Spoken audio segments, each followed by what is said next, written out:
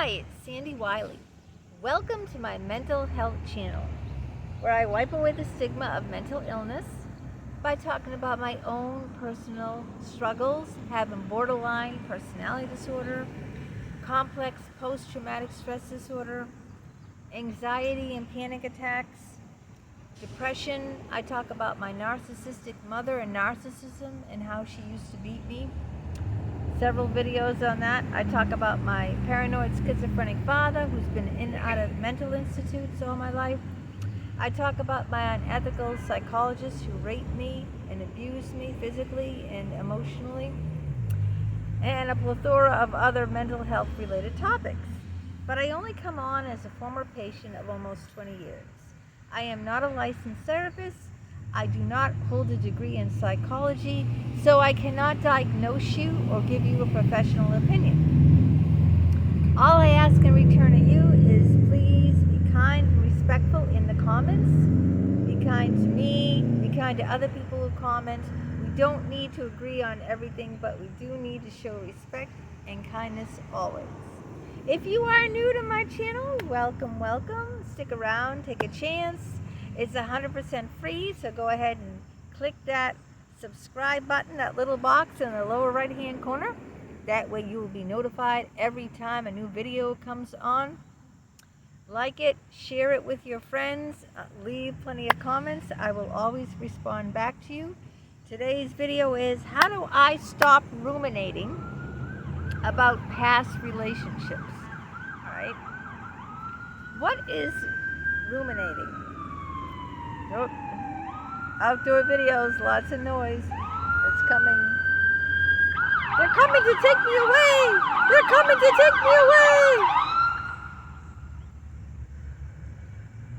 Just wait a second here. I love the outside, so. Ruminating is thinking about things over and over in your head. It keeps you up at night. It interferes with your life. You feel like you're stuck. You rethink a situation over, like what you could have done different, what you could have said. You dwell on the past. It's really a repetitive, unhealthy way of thinking. There's a quote that says, we suffer more in our heads, in our imagination, than in reality. Because when something happens to us, like in a relationship, if someone said something or did something once, it pains us in the moment. But when we ruminate about it, it pains us over and over again, for weeks, months, or years, sometimes decades, right? So what that person did or said, if we choose to ruminate about it, instead of just forgive and forget, it festers. It's like when a cow ruminates, they chew the cud, the food, right? Goes in their stomach, and then they bring it back up again. Well, think about that. That's what rumination is with cows. They chew the food, it goes in their stomach, and then they regurgitate the food. Think about when something in your head is regurgitated, what someone said or someone did, you bring it back up.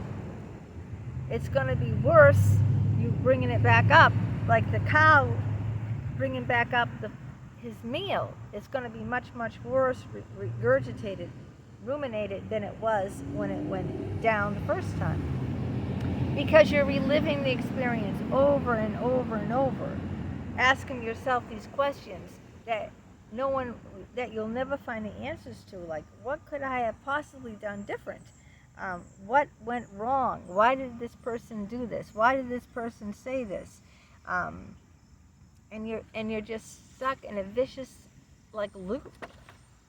So what can we do to prevent this ruminating? How do I prevent myself from ruminating in the past? Now, there's two circumstances that I ruminate a lot, that I used to ruminate a lot about. One is the person the severe monster who beat my handicapped son. If you watch my other videos, my son he has traumatic brain injury from an illness, from pneumococcal meningitis that he got when he was 4 years old, and as a result, he's an invalid, meaning he's 29 years old, but he can't go to the bathroom by himself, he can't shower by himself, he's 6'2", 180 pounds. He's a full-grown adult, but he can't do anything. He's helpless because he got a severe illness that ate away. You ever hear of that encephalitis? He had encephalitis. When you get bitten by a mosquito, you can get encephalitis. You know, that can take away big chunks of your brain, eat away your brain, and you can get in a coma. My son was in a coma, but I don't want to go into all the details about that. It's just that he was put in a special place for other handicapped people who have Down syndrome, who have all different ailments that can't take care of themselves as adults. And the caretakers there, one of them brutally beat my son. He was hospitalized. The police were called. It's still going through the court system right now. They're trying to cop a bargain. Instead of jail time, get him to plead guilty, and that he can never work with handicapped, elderly, or children. Anyone that's anyone weak and lower physical or mental, with physical and mental disability, such as children are helpless, handicapped people are helpless, like my son, and so are elderly people. So I ruminated about that for over 3 years. The other thing I ruminated is about the psychologist who raped me.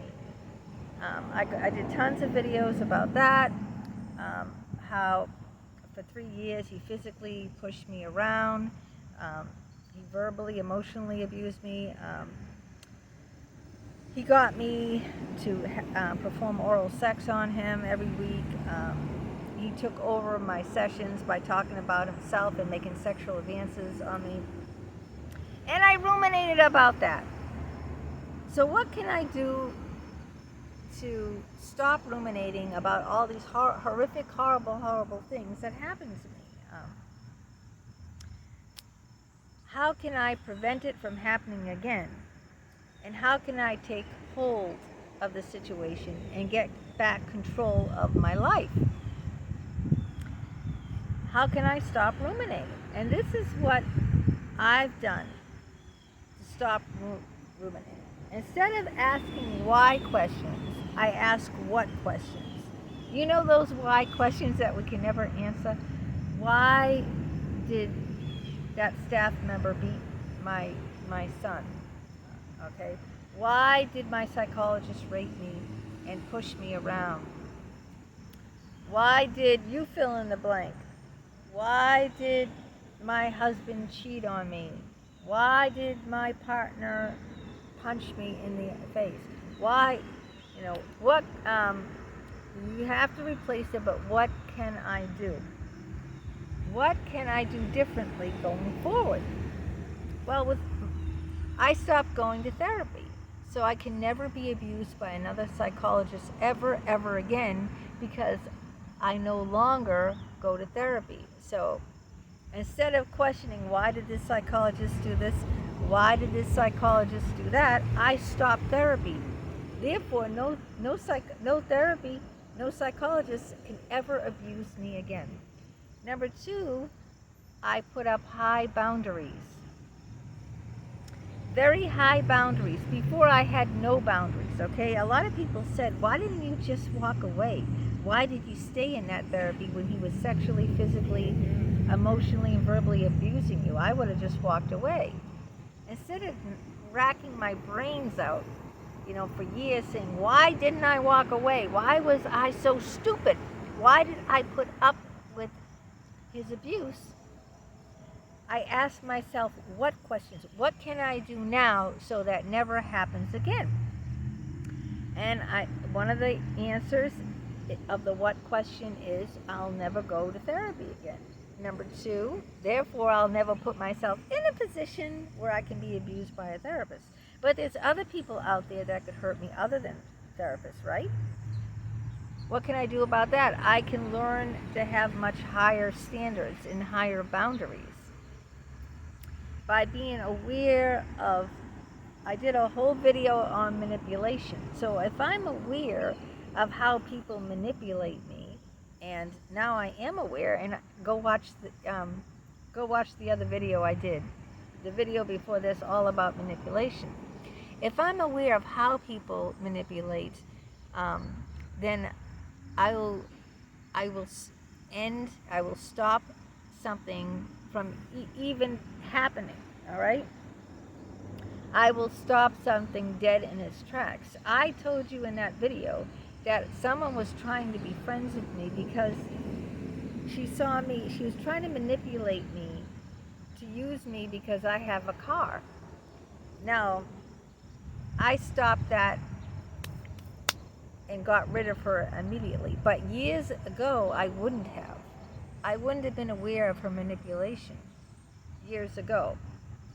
I'm older now, and I'm wiser, and I've been through quite a few things, horrific things in my life, to be aware of other people's manipulations, so that when I see it, I go, okay, this person is, what does she need from me? She needs a car, you know? So she's trying to act like we're friends and da-da-da-da. I already did the video on that, so I'm not going to repeat it. But, so I put up boundaries and I say, whoa, no, you're not going to manipulate me, because I'm aware of that now. So I have nothing to do with her. I delete her. I block her. I don't allow her to manipulate me. I put up the high boundaries, something that I never did before, something that I had to learn to do. So instead of, asking yourself, why did this person do this? Why did this person say that? Why was I so stupid? Why did I stay in this relationship so long? Why did I allow the person to do this and this and this? That's not going to help you. You've got to say, what can I do now going forward, moving forward? See?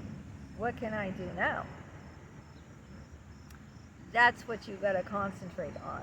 Changing your behavior so when something happens again, you will be better equipped to deal with it. Other things that I did are to bring validation instead of playing the victim and ruminating about how hurt I am. Oh, this person hurt me. Oh, this person hurt my son. Oh, isn't life terrible? Oh, woe is me. Oh, have pity on me. I took the reins in my hands and I got justice. Well, I told you it's in the court system with my son. Right now, they're trying to get him to plead guilty, so he won't be able to work. He'll say guilty. It'll be on his record that he did it, beat my son. He'll never be able to work with handicapped, elderly, or children. Anyone, that is in a weakened condition, emotionally or physically, again. But he won't get jail time. If he doesn't plead guilty, then it will go to trial. And if it goes to trial, he could get jail time, depending on, But I pursued it. I got a lawyer and pursued justice instead of turning my back and saying, and the police told me this, you could have just, a lot of parents don't want to get involved. They're just happy that the person is no longer taking care of their son. And they don't want to spend years in the court system getting involved. They just let it go. And the person walks away free. Why would I want to do that? Even though he can never hurt my son again. Okay? My son is living in a new place. And, Massachusetts law says if you've been accused of something, you can never work with children or handicapped people. Again, this state, but other states don't say that. But what about the next person, all right? What about the next person? Like with the psychologists who raped me. What about the next patient? They say over 80% of psychologists who have sex with one patient have had sex or will have sex with another patient. Over 80%. So maybe if I stand up and I take action by reporting his ass to the licensing board, by suing him and getting monetary compensation, by making him lose his license, then he can't rape another patient like he raped me. So this is how I gain power. This is how I stop ruminating, okay? I don't sit there and kick myself silly and beat myself up. You know, the whole world will beat you up, will tear you down. Don't do it to yourself. The whole world will gladly do that to you, for you. Don't do it to yourself. How do you do that? By taking power back. And this is how I took power back. Instead of beating myself up saying, you know, why did I let this psychologist do this? Why did I stay so long? Why didn't I walk out? A lot of people ask me that, and I can never answer that. I wasn't mentally in my right mind. Just like when I did sexual work, when I did sex work and having my OnlyFans. Why did I do sex work? I wasn't in my right mind. We had no money. I was in desperate times, cause for desperate measures. No, I didn't need to do that, but it was during a pandemic and I couldn't get any work. Everything was closed. I could keep beat myself up over and over. That's not going to help. So instead of asking the why questions, I ask the what questions. What can I do about the situation going forward? How can I get back power? And these are the answers, and this is the answer to that, by making the person accountable, getting a lawyer, calling the police on the person, ending the therapy, never going to another therapist again, having high boundaries, not letting people who pretend they want to be my friend take advantage of me. I just say no, no, no, no, no. And goodbye, block, delete you. I'd rather have no people in my life than bad people in my life. Before, I thought I needed to have friends. It wasn't normal that I didn't have friends, so I had friends, and they walked all over me. Now, it's like I have a very high bar. If someone wants to be my friend, they have to meet me on my terms, or meet me somewhere in the middle. I don't mean just, I'm going to be arrogant and it's all my way or the highway. You got to meet in the middle. I'm not going to be, chauffeuring you. If you want to meet me, then we have to meet somewhere in the middle where you make the effort to see me and I make the effort to see you, and we meet in the middle. Not I do all the work to get to you. That's not going to wash, baby. That's not washing at all. So I hope that some of these ideas that I laid out to you helps you to stop ruminating about the past and start taking action in the future to make for a brighter future. Stop ruminating. Stop going over things in your head about the past. Take affirmative action in the present, and your future will be much brighter, because you're not going to be controlled, by past thoughts. You can't do anything about it anyway. I can't go back and undo those years that I was raped.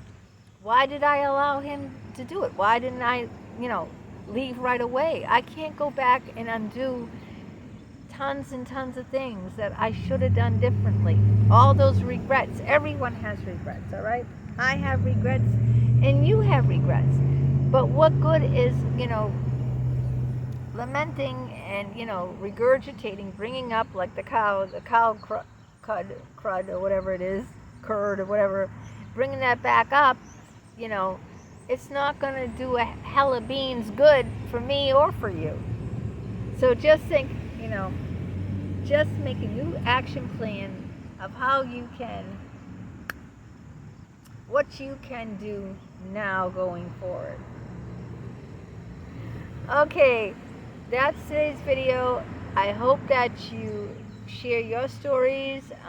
Maybe you have some tips. You know, I always like to hear that too, of how you stop ruminating about the past and what has helped you. And let's share it. Let's have an ongoing dialogue. And until next time, have a great day.